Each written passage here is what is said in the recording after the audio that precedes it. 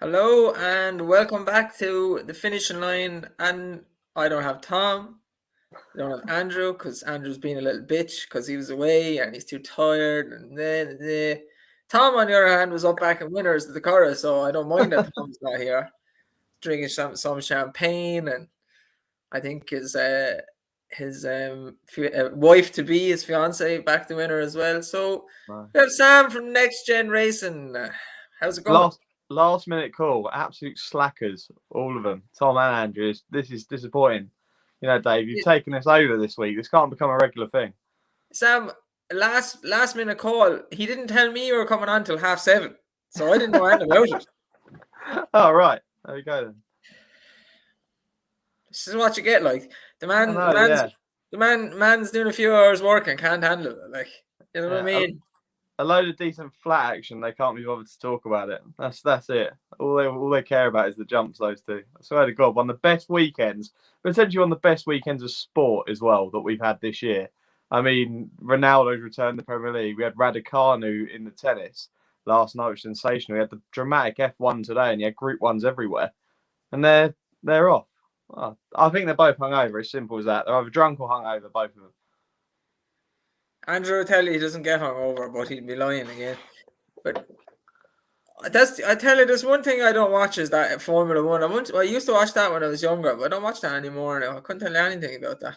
No, I watched like the start and the ending, but it was quite dramatic today with Verstappen and Hamilton having a massive crash mid race. But yeah, it was a decent race in the end. But yeah, the football was good though. Well, I enjoyed seeing Ronaldo back. That was sensational. Even though I hate Manchester United, that was yeah, pretty sensational seeing him scoring again in the United shirt.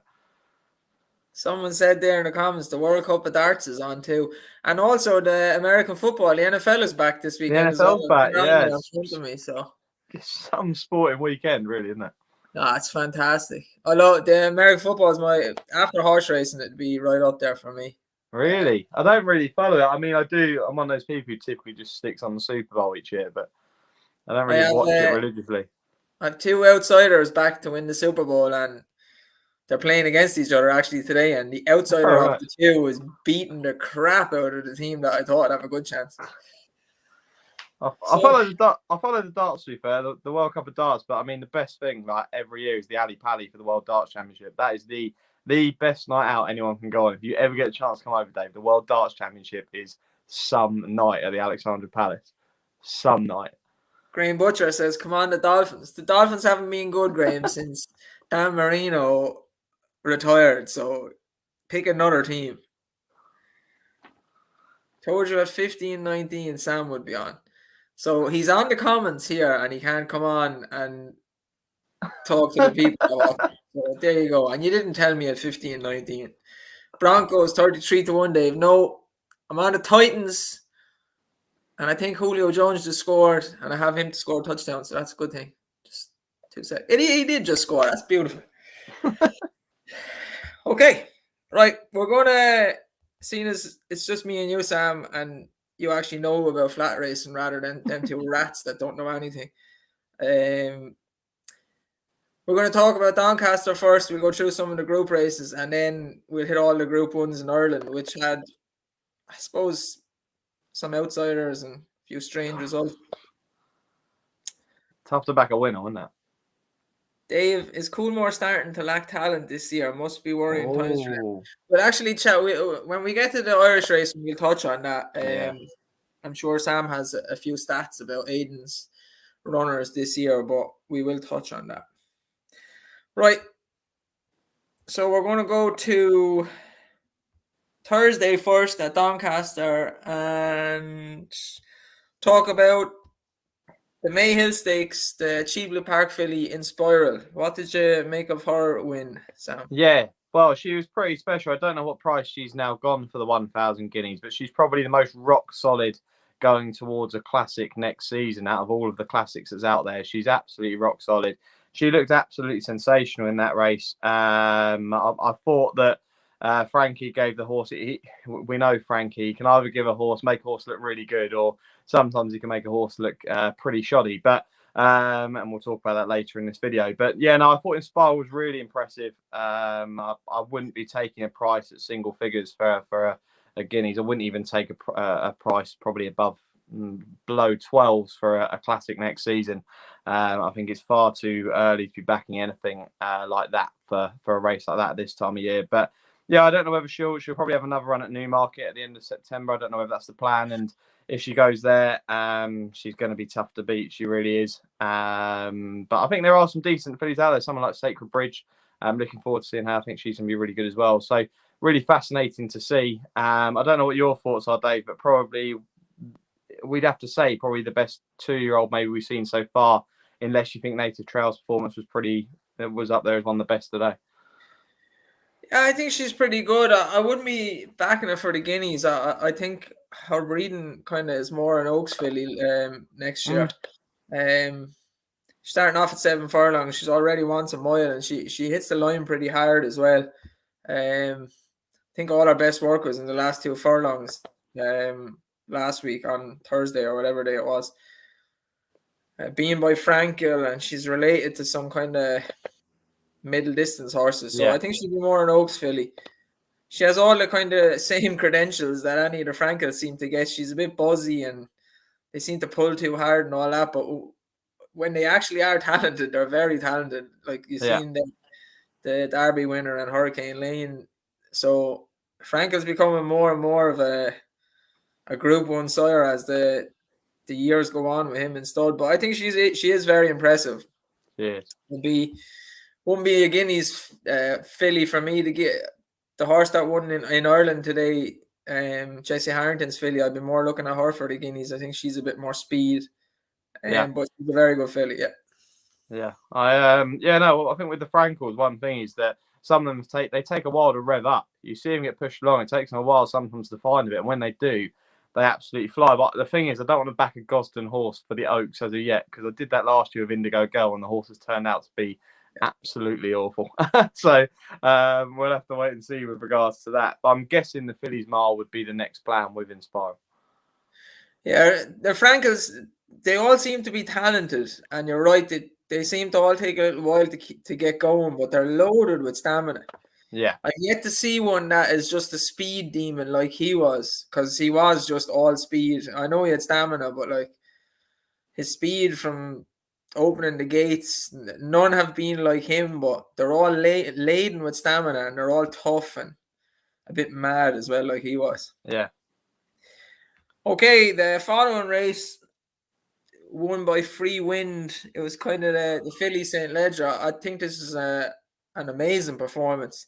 And to me, she's a typical filly now for the 1 mile 4 race at Ascot, that wonderful tonight one last year. Fillies and Mares. Fillies and Mares. I think she would go one to go there. She's by Galileo. I think she's getting better with racing, so she was very impressive. No, she was. I think I looked at the price. I got the price here around 5-1 for the Fillies and Mares at Ascot. I don't know if that's changed since Snowfall's run or anything today, but I think the other race that they'll have in mind for her might be the Prix Royale. I think that's the other race out in France. So potentially they could send the horse back there for a race in France. I'd love to see the horse on Champions Day. I really would. And I think the race would probably suit at Ascot. Obviously, dependent on ground, it's always difficult to tell what kind of ground you're going to get mid-October over here. But I definitely think probably one of the smartest performances we've seen this season. Did it so well. The turn of foot, the change of foot, and the change of gear was ridiculous. And yeah, no, I was pretty impressed. But I don't know. I don't know whether I'd be backing the horse for Fillies and Mares yet. I'd like to see where they go and whether they take the horse back to France. I don't know what the agenda is, but I'm sure Gosden's got a plan as soon as the horses come properly out of the race. Okay. In the comments there, someone asked, Dave still in love with Love. I was out of love with Love after the last race. She doesn't look like she doesn't look like she finishes out her races anymore. So I was actually texted a few times today saying, surely Love is a bet at 6-4 today. I did not back her, and I'm glad I did not back her. Okay, so we're on to the Doncaster Cup, and Strad did what Strad does, travel like a dream, put the race to bed, just did his thing. Yeah. He's so good. He really is. And I'm glad it's me and you on here, because if Andrew was on here, he'd talk about Subjectivist, even though the horse is out for the season. But no, Stradivarius, in my opinion, just looked as good as he has previously looked in that race. That looked like the old Stradivarius, probably the first time we've seen that this season. I mean, the first run at Ascot at the start of the season was, got the job done on his first run and did really well. In the Gold Cup, disappointing. Frankie did finally admit, apparently, I heard Gosden's interview, he admitted he gave the horse a shocker in the Gold Cup, and I knew that he'd given the horse a shocker there. I don't think they said they'd beat Subjectivist, but they never were able to give the horse a race, and I think the horse would have finished second. And then a battle against Spanish Mission prior to that, and the horse, he battled well. And then at the weekend went and did it with ease, not beating too much. But I mean, I think it was Alerta Roya, the Prescott horse, was in behind, but Stradivarius gave her £18. So and still put the race to bed easy enough. And what I loved is Bjorn Nilsson is so good for the flat game. So good, right? There's probably a debate that you could say this horse needs to be retired now. Done enough. Here we go.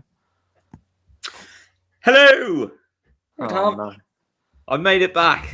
Literally just ran in the door from the Curragh. So. Oh, there we go. Hi, Tom. You're right. You're 12 minutes late. I am 12 minutes late. Stradivarius. I heard you. I was trying to get a link, so I started watching on Facebook. You crack on, Sam. Yeah, sorry. But no, I think Stradivarius, I think Bjorn Nilsson is cracking for the game, for the flat game. I think he's, keeping the horse in training potentially for another year. As much as some people say, the horse needs to go to stud now, that's it, done enough. I just think that they're saying the horse is still showing signs of enthusiasm. I see no reason why you couldn't give this horse another season. If it came up good ground on Champions Day, I think he'll take some beating in the long distance cup. I really do. I still think he's up there as I don't think the staying division's that great now, Subjectivist out of it, and I think he's probably still the best in it. But I don't know what your opinion is.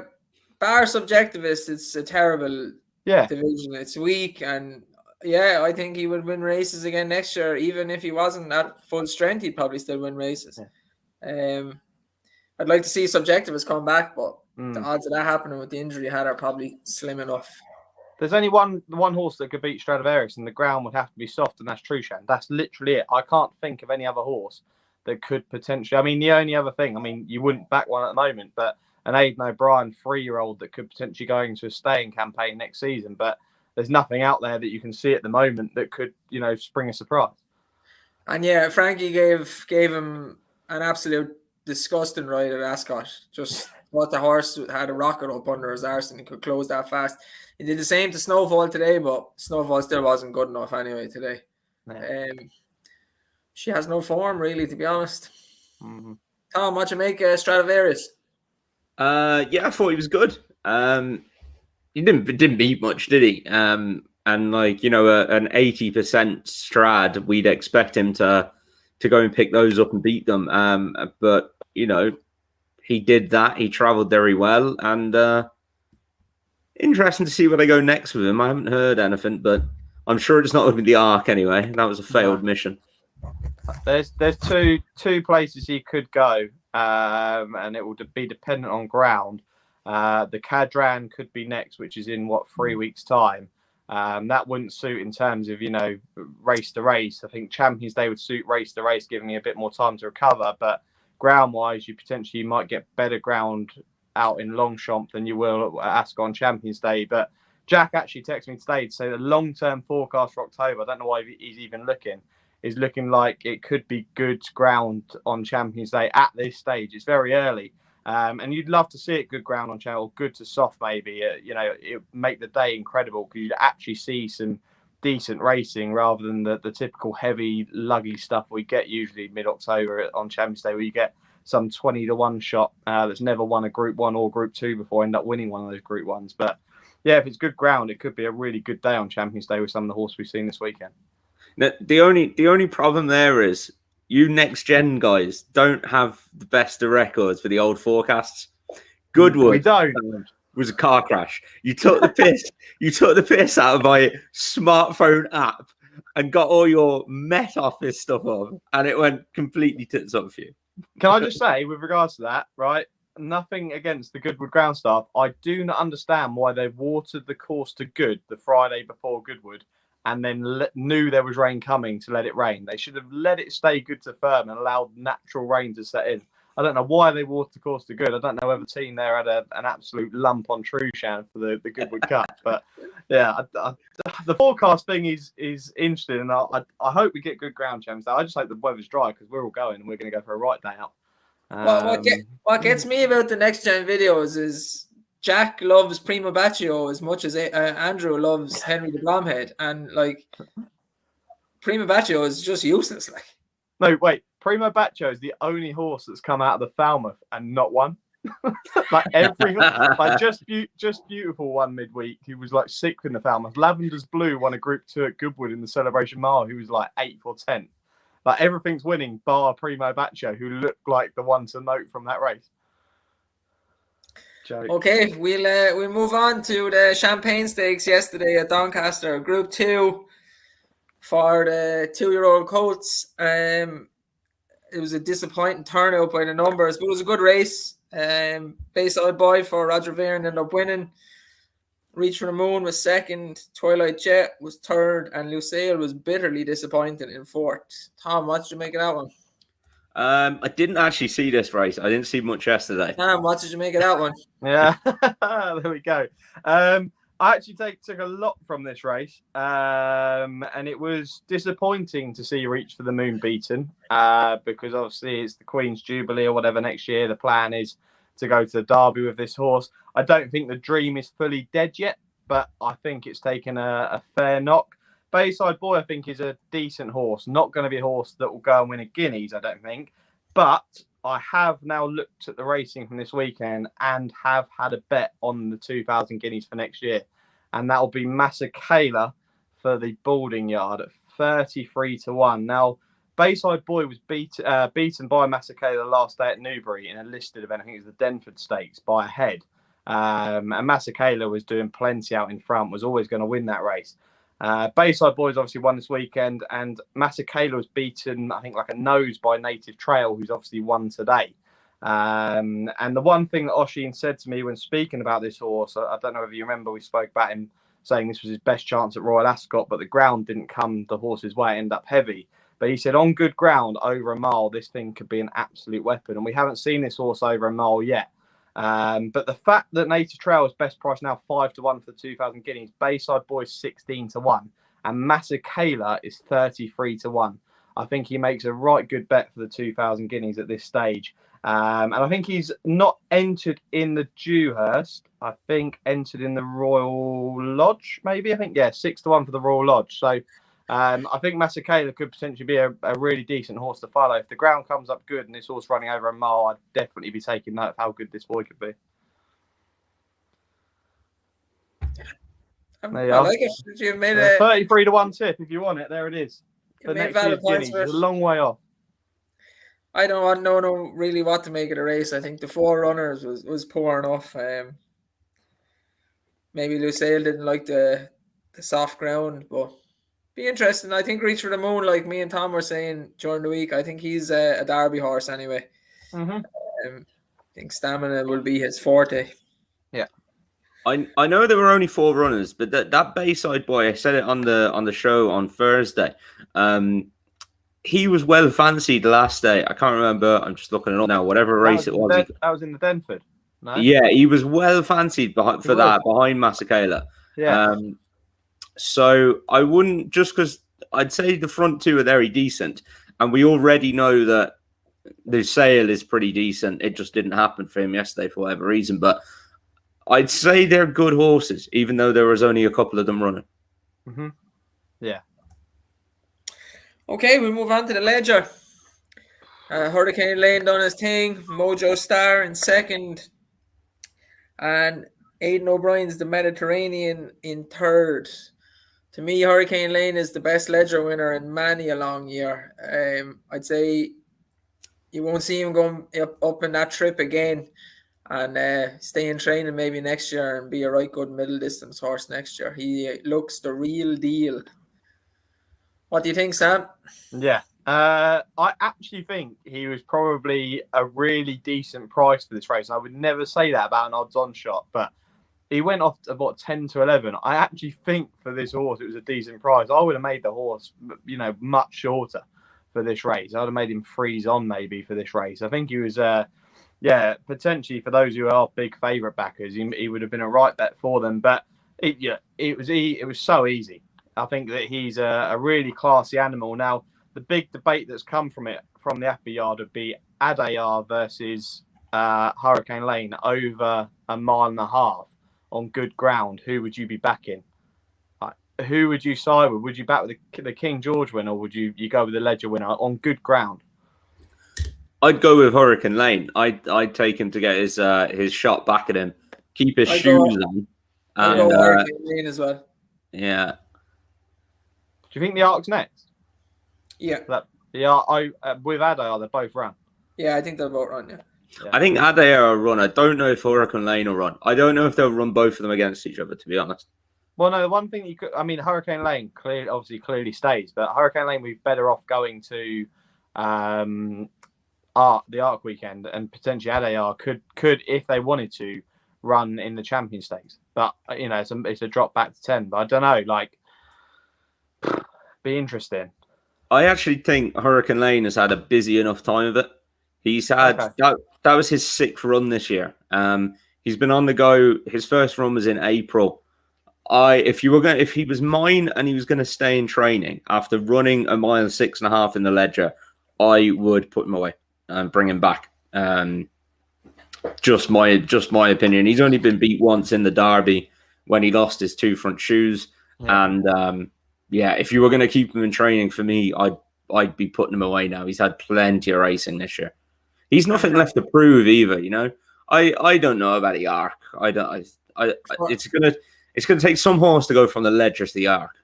For me, it's never been done before. A Ledger winner going on to win the Arc. I don't think, but he's only a 3-year-old once. He'll be getting some weight. Yeah. To me, he looks better every single race that he comes out. He looks more mature. Looks like he knows more what he's doing. He's figured out about where to race and how to race properly. William Buick said he feels like he's getting faster, whereas Charlie Appleby said he's not getting faster. He's just more mature. He knows what to do now. He knows how to use his speed. I think it's obvious. Go to the Arc. He's consistently improving. There's only one Arc. Who wins the Arc, then they could put him into stud and he could be a great stallion. So I don't know. It'd be the Arc for me anyway if I owned him. Yeah, I don't know. Yeah. Be interesting to see what they do though, especially the fact that they've got the 2 of them. Appleby did say they're tempted. Well, from what he's heard, they're tempted to keep them both in training next season, which would be great for the game. Yeah. Okay, we'll move on to Leopardstown yesterday. And Leopardstown yesterday was ridden superbly by some jockeys, namely Colin Keane and Shane Foley, who always seem to do well there, and very badly by other jockeys.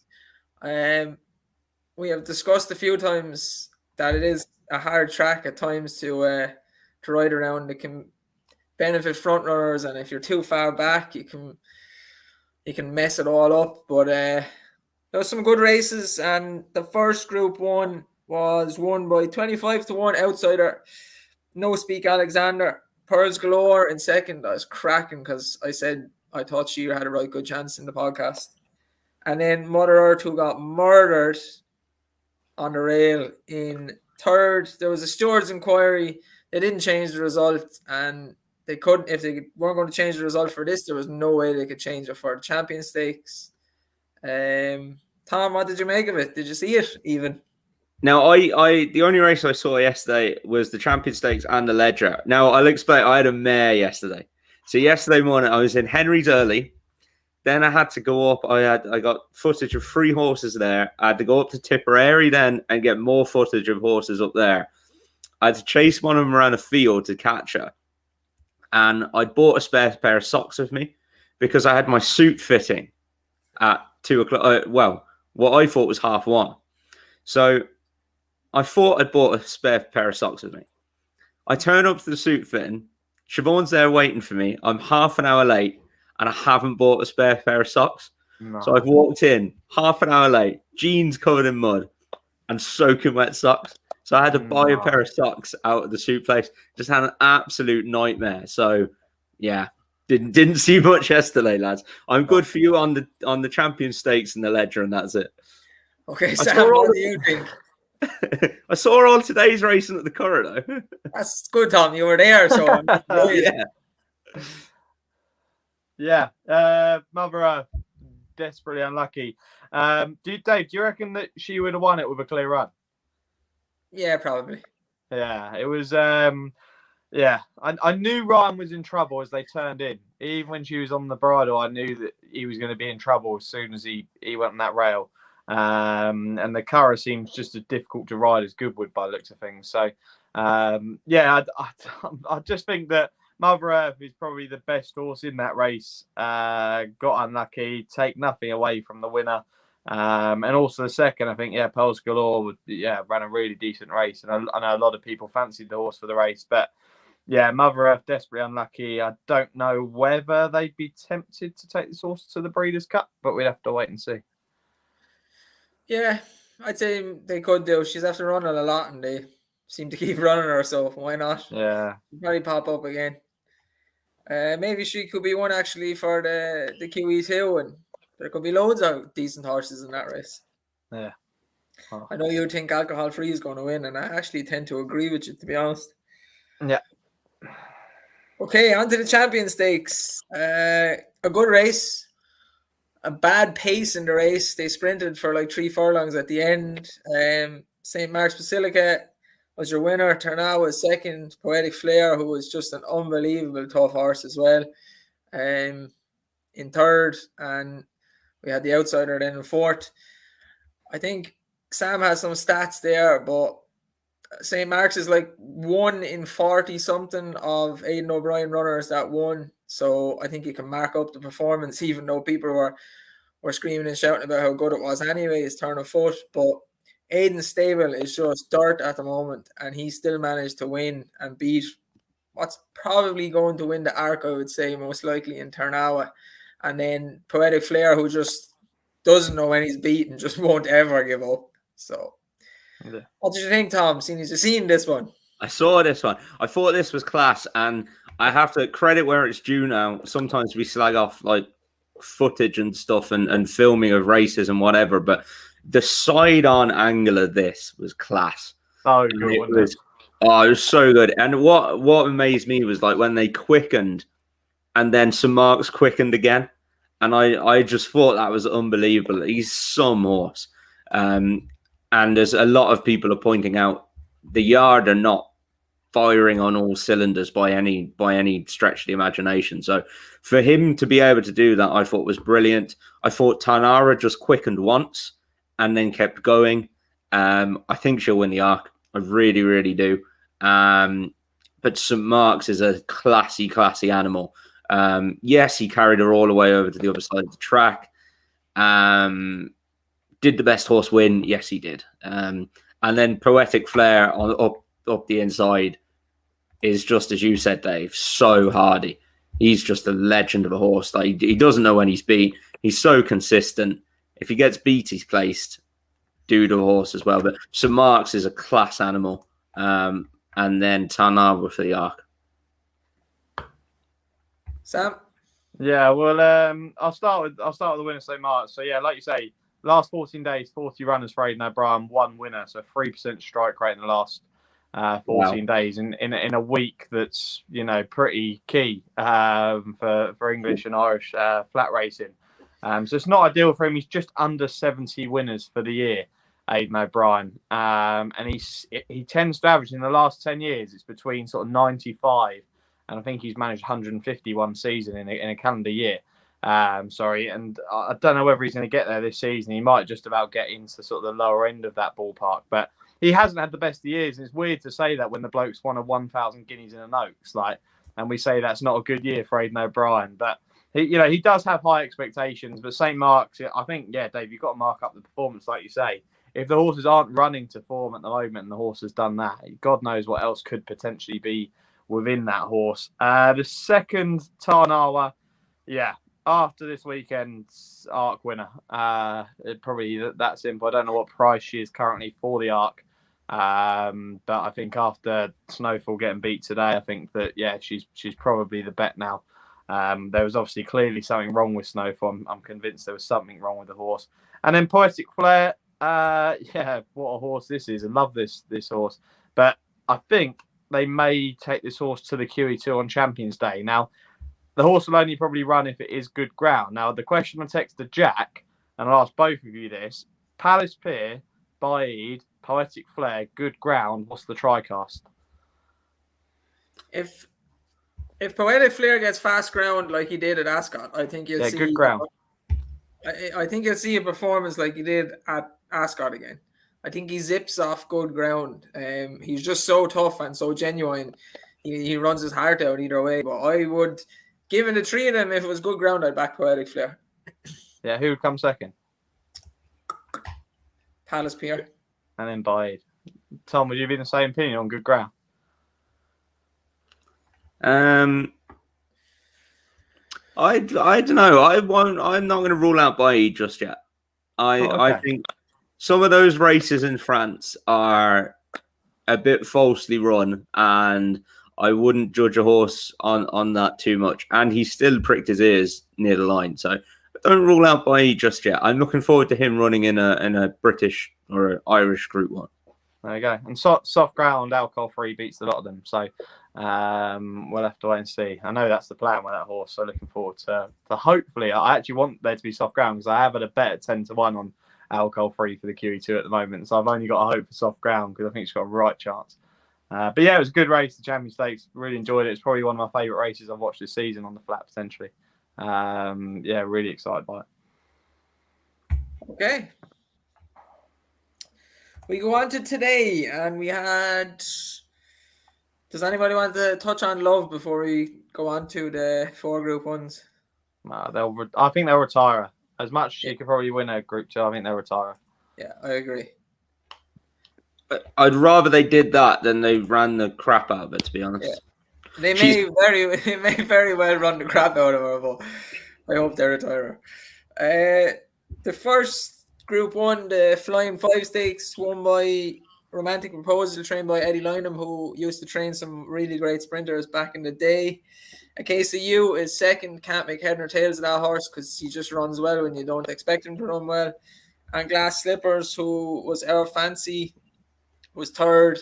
And I think Tom Eves went way too soon and she didn't get enough cover. I would say she was probably the best filly in the race. But fair play to Romantic Proposal. What do you think, Tom? Yeah, I thought the same as you there, Dave, on Glass Slippers. I thought, she was in front plenty soon. And yeah, it was just a bit of a weird race that kind of way. Siobhan was with me at the races today and she actually backed Romantic Proposal. Little win for me. The reason being because she had a romantic proposal, apparently, according to her. So I'll take that. It was a little win for that race. But yeah, I mean, this is a race for the Breeders' Cup. Winning, you're in. Be interesting if they went over there. But yeah, I mean, I don't know. I never thought I'd see Romantic Proposal win a Group 1. He was kind of a listed group horse in Ireland, and then UK horses come over and beat him, or her, sorry. So, yeah, I don't know. It was a bit of an oddly run race, to be honest. Sam? Yeah, it's not a race that I've ever really been a massive fan of, to be totally honest. But Glass Slippers, take the horse to know, but the horse has got to go back to the Breeders' Cup and defend that title. Has a right chance to be probably a strong favourite out there, I would have thought. On the day, it'd be interesting to see who else goes up against Glass Slippers. But one of the things I'm so glad about is they might finally give up with running Dragon Symbol over 5 furlongs. This horse is a 6 furlong horse, and this horse is the only other bet I've had at Champions Day for the Champion Sprint. Because I think Dragon Symbol, they say this horse needs good ground as well. I think this horse needs a bit of ease in the ground. I think the best performance we've actually seen this season from this horse was in the Commonwealth Cup, where the horse was disqualified against Campanelle. And I think the horse should go straight back to Ascot over 6 and I think the horse deserves a Group 1. I think the horse has run credibly in some really quality races this season, but I don't know, the 5 furlong thing. I thought they would have given up sooner. But yeah, look, the winner was nice, but I'm a bit like Tom. I'm a bit shocked the horse has won a Group 1. Yeah, kind of feel the same way. I feel like Glass Slippers left one behind her. On to the Moyglare Stud Stakes, which is usually a good pointer for a good 3-year-old filly. Won by Discoveries, who's a full sister to Alpha Centauri and a half sister to Alpine Star, so it's in the breeding. Agartha was second, Sunset Shiraz was third, and an Aidan O'Brien horse, Concert Hall, was fourth, and they all ran in the Debutant Stakes. Discoveries was third, Agartha was first, Sunset Shiraz was second. They just turned the tables a little bit, which can happen with 2-year-old fillies at this time of year, but that would seem to have been the form to follow. Tom, what did you think of Discoveries? Yeah, I thought she was quite good actually. Did it pretty well. As you say, is decent pedigree. The two I fancied in the race, Homeless Songs and the Ger Lions horse, just didn't seem to run their race, especially the Ger Lions horse. Stopped very fast. Homeless Songs was a bit disappointing for me. At least she's gone and beaten Agartha, who was the other one with high-class form coming into the race. So, yeah, it was a big step up for her, but it's not too surprising. But yeah, it's 2-year-olds. You could run that again and you probably get a different result. Sam, I didn't watch. To be honest, I only watched the replay of the race briefly. A bit like Tom, I'm watching much racing. I'm joking, but no, I think that Tom's right. You could run that race over and over, and you'd get different results each time. But Homeless Songs was the horse I fancied for the race. I thought the horse would come on a lot more from that debut run, where the horse beat Agartha for Joseph O'Brien, and the horse, I just don't know. The horse hasn't really found much. The horse is bifrancal, and just I don't know. I was a bit disappointed actually. I was actually shocked that when the horse got declared, the horse wasn't shorter. I thought the bookies would take no chance on the horse potentially coming on loads for the world team, who I think the world team going into the weekend were on like a 25% strike rate. I'm shocked they didn't bag a winner in the big races. But yeah, I think Discoveries looks fairly nice for Jesse Harrington. I'm still actually annoyed at Jesse Harrington because I went to the Irish Derby a few years back, and I saw her. She was walking by me, and it was the year that Alpha Centauri was sort of the star of the season. And I said to her, you need to run this horse in the Sussex Stakes. And she went, that'd be a silly idea. They ended up going for a race with some minuscule prize money. And the winner of the Sussex Stakes was Lightning Spear, who Alpha Centauri would have absolutely destroyed that year. And I'm still, I hope Jessie Harrington, she's probably not watching this, but I hope she's still thinking about who was that kid that spoke to me and said that I should have ran Alpha Centauri in the Sussex Stakes, because he needs to be our racing manager. Because I'm still annoyed she didn't do it, because it would have won. Alpha Centauri would have won that race. But if the horse is anything as good as Alpha Centauri, I'd be pleased, and I hope that she'll learn from it and potentially bring the horse over to Sussex, and she'll try and find me somewhere and say, look, I've done what I can. I've brought over the relative of the horse. But it was a fairly nice performance. I don't know whether we've seen a superstar, but we'll have to wait and see. I can safely say Jessie Harrington is not watching this, especially with all the money she's won this weekend. She's 100% not watching this. Do you not see it? Do you not see them all the Harrington girls sat down having a nice glass of wine and putting on the finishing line live? No. No, I definitely can't see that. On to the National Stakes, which has been a kind of an Aidan O'Brien Coolmore race up until the last few years, and now Godolphin seem to be farming this race. Won by Native Trail, Point Lonsdale in second, and Ebro River in third. So form is good enough. I think Ebro River is a Group 1 winner. Point Lonsdale has been doing his thing. Native Trail, a very big horse, should train on. And this is what maybe we were touching on there was a comment about Coolmore being worried with their horses. I don't know if they're worried, but Godolphin have definitely stepped up their game regards 2-year-olds, 3-year-olds in the last 5 or 6 years, and I think a lot of that is to do with the jockeys and Charlie Appleby as well. He's clearly a far better trainer than Vince Aurora. I'm afraid to say if anybody's thinks Vince Aurora is a great trainer, but Charlie Appleby is 10 times a trainer, and he's getting the good horses and he's getting the results. What did you think, Tom? Yeah, for me, I know I didn't see too much yesterday, and St. Mark's was very good. But for today, at least, this was the performance of the day, and if not the weekend. Yeah, I was keen to take on Point Longsdale, especially with the yard form. But Point Longsdale for me looks like more of a stayer. But he's also I know he went and won at Ascot, but his last 2 runs in Ireland, he's just kind of beat the same horses. So Native Trail looked to improve from his first run to his second run. Again, Sam, the Mascala form there being highlighted. Mascala's got the closest any horse has now got to Native Trail, and he's a Group 1 winner. I thought he was very impressive. He took a little stride to get going, but by God, when he did, he went past and he finished very well. He looks a really strong, powerful colt.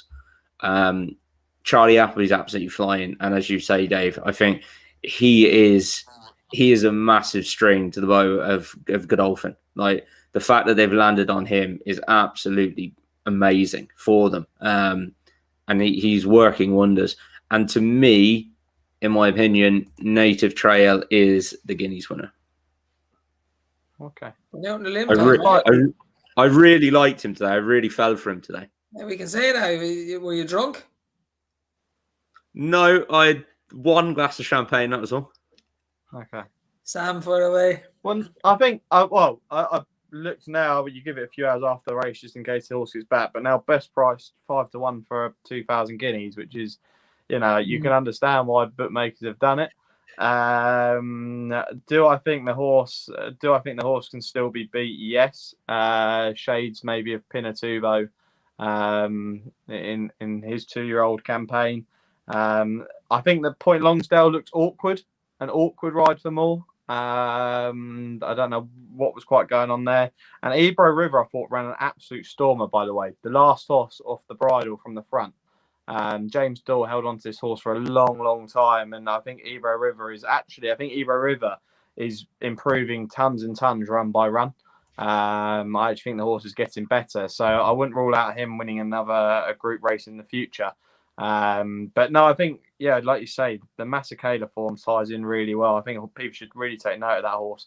I really do. I think he's a massive horse to note this season. I think even if it's only a couple of weeks away or a week away, but, for the Royal Lodge at 6s, he might even be a decent bet there already, because I think horses will get pulled out in front of him. I'd like to see him in the Dewhurst, really. Like, that would have been ideal to see him go up against the likes of Native Trail and someone like that, if that's where they go, but I don't know whether that's guaranteed to happen. But look, I think he's probably the best 2-year-old performance we've seen this season from a colt, definitely. I am excited by him, but I think it's early days to say that he's going to be the superstar 3-year-old next season and win a Guineas. Yeah, for me, very good, but early days as well. Yeah. The last Group 1 of Irish Champions meeting, the Irish St. Leger, which is not a race I like very much, to be quite honest. It was like a Group 1 bumper for all the world. But won by Sonny Boy Liston, the ever tough Twilight Payment in second, and Baron Samedi, who Tom gave a good shout at, in third. What do you think, Tom? Yeah, I thought the winner was very good. By God, he travelled into it very well. You could pick him out a mile off the way he travelled. And congratulations to Johnny Murter and Ben Cohen, their first classic winners. As far as I know, Ben Cohen's first Group 1 winner. He rode that with supreme confidence. Anyway, he's only 19, but he's a fantastic rider. Twilight Payment is tough as old boots. Just battles and battles and battles. Doesn't know when he's beat, and just keeps at it. Loves the game. You'd love to own him. He just runs his race. Baron Samedi, for me, was one of the ones to take out of the race. Found himself a little bit too far back when the winner quickened to take on Twilight Payment and just got caught a little bit flat-footed and ran on very well to the line. He's only a 4-year-old, like Sonny Boy Liston. I think the two of them can be pretty good stayers now going forward. The other one is the 3-year-old, King of the Castle. Stayed on from a good bit back, was 6th in the Ebor, and is a horse that I would keep an eye on. Has definitely got another decent race in that. Only broke its maiden at Limerick in July. Took 6 runs to break its maiden, and has gone on then to finish 6th in the Ebor and 4th in the Irish St. Ledger. So just shows, they can turn inside out. A lot of people are saying that King of the Castle is the horse for next season, is potentially a dangerous cup horse for next season. King of the Castle could spring a shock in a cup race next season. And I'd be in complete agreement with you, Tom. I think King of the Castle is a massive horse to note from that race. Ben Cohen, one of the best young jockeys coming through. I think 2 jockeys to note from the weekend were him and Colin Keane. I actually think Colin Keane now is probably in the top 3 best jockeys in the world. I think he's absolutely mustard. I think he's like different gravy. Him and Murphy and Buick, they're right up there now. It's probably the top 3 that I'd probably have. If they were on my horse, I'd be pretty happy. But yeah, I'm with Dave. It's not really a race that I really fall in love with, this one as a Group 1. But the horse has done it well. From what I know, Merton wants to give the Melbourne Cup a go, potentially. I don't know whether that's going to happen. He was speaking to ITV about it after the Evil win and said that could potentially be on the cards. It's early days to talk about it, but it's what other options could they potentially do? They either put the horse away now potentially, or they give the horse a go in Australia. I suppose Johnny Merton's probably not going to have too many Melbourne Cup hopes, so he might give it just that go. But we'll have to wait and see if that's the aim. But yeah, no, it was a decent winner. But Ben Cohen, he's a real jockey to follow. What did we make of Snowfall? I only saw it on the big screen and I was miles away. I couldn't see it properly. So, Snow Chance in the Arkfall is the new name. I don't think the horse has got any sort of chance anymore. It's all about Tarn Arkwa now. I think that I don't know. Like, there was something wrong. I think Frankie knew. He made comments after the race that he didn't mean. He probably put it out there in a bad way. And Racing Post used the headline that Frankie Dettori blames Holly Doyle for loss. I don't think he necessarily. It is what he did, though. He can't. Yeah. And is that what he said? He said Holly didn't go fast enough on the pacemaker. Yeah. I think Ladja Khan's probably run a career best, who was the pacemaker that Holly Doyle was on. Tiona, probably for a lot of people, 3 or 4 months too late. The horse was well fancied for the Epsom Oaks and didn't deliver there. But the Varian Yard have stuck with this horse, and it's nice to see she's got a win the board. She's been cut today to 5-1 from 16s for the fillies and mares, but I don't know whether they're going to go there or the Arc with her. Also, Le Petit Coco has been put in, the horse that beat Love today has been put on at 9-2 for the fillies and mares. So it'd be fascinating to see what they do with that. But Snowfall was just, I don't know. Like, I think it's a really interesting one to watch. To say, you'd like to see what Aidan's comments are now after the race, after the horse is back in the yard, to see what actually, if there was anything wrong. I don't think there was, but if Frankie thought the pace wasn't there, why didn't he make it himself? Like, he probably could have. He was on a 2-9 shot that should really be beating these with ease. He probably could have made all and won on this horse. That's the opinion I have. I know the horse doesn't like to make all, but I still think he could have done so. And he probably did make a mistake in saying that Holly Doyle didn't go quick enough. But she did run. She rode a really decent race, Legicon. Holly Doyle gave her a really good ride. So it'd be a fascinating one to see the fallout from. But yes, Snowfall for me might have just taken a big knock towards the Arc, and it actually wouldn't surprise me if something was wrong if they don't even turn up.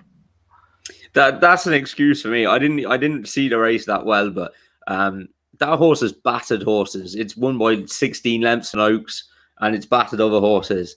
Like, nah, I can't have that. I'd more say the stable is in not good form, but I can't have it that just because the pacemaker didn't go fast enough, it didn't win. Yeah.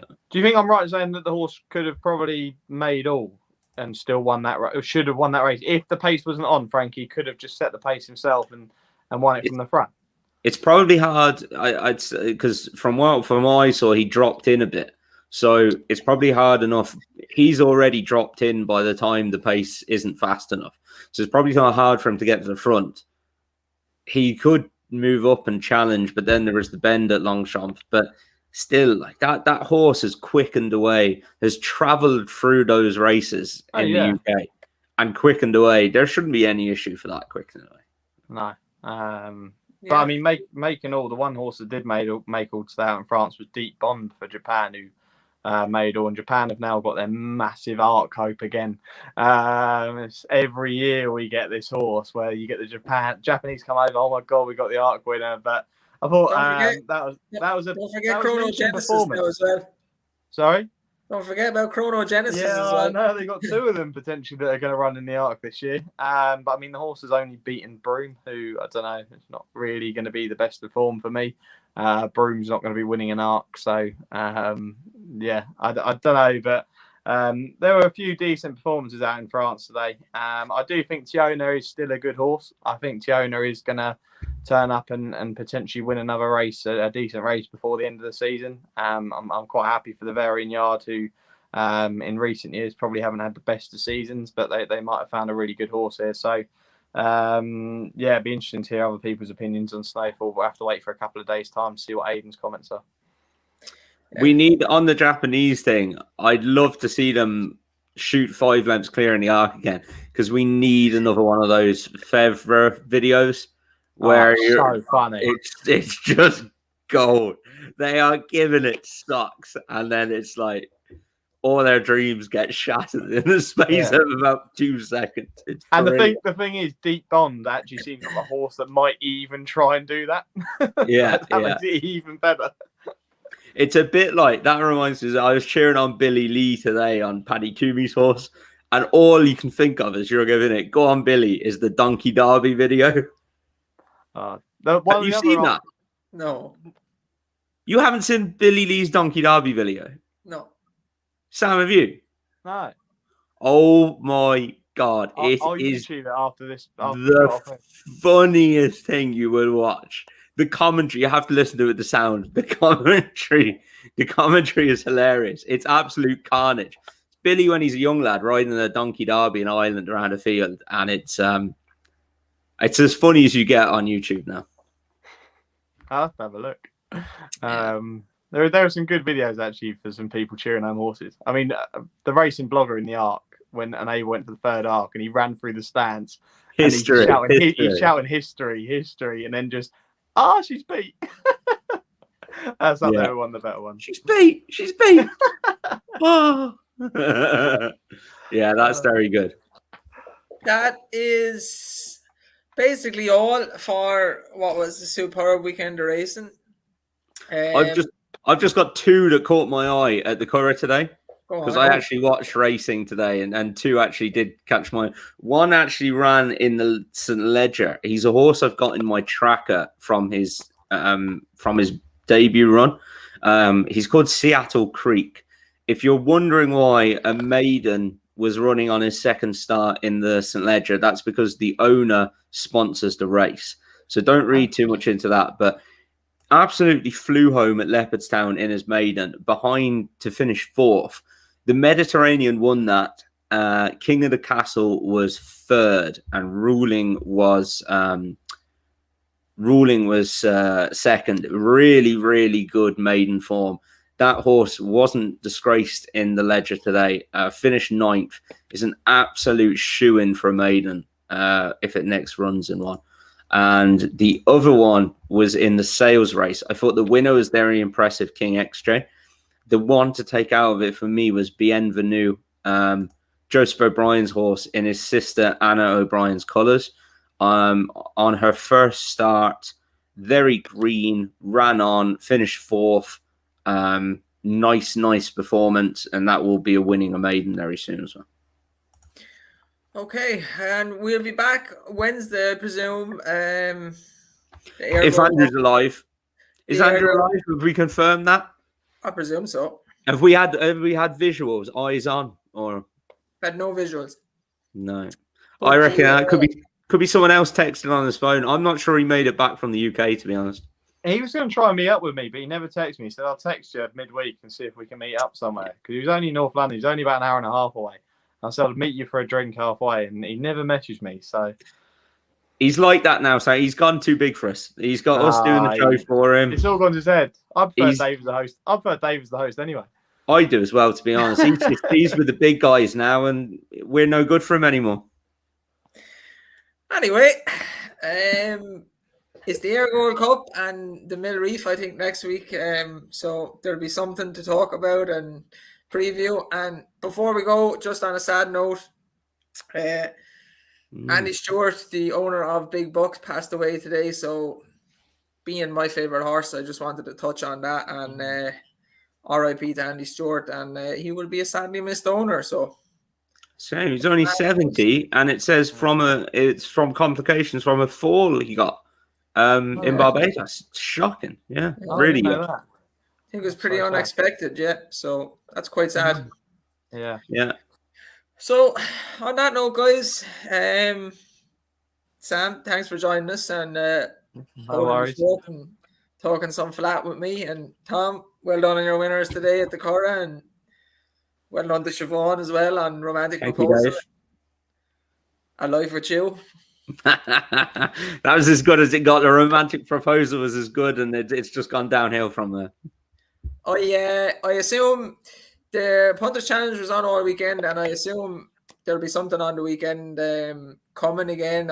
I'm sure Andrew will know that on Wednesday, but again, sign up for the Punters Challenge. It was actually good fun. I think Andrew won it this weekend. Not the whole thing, but he won one of the days somewhere along the way anyway, so more evidence that his account has been hacked.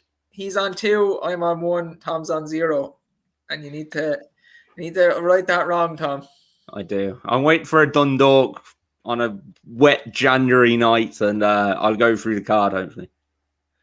On that note, go through the card. Nice. Good night, and God bless.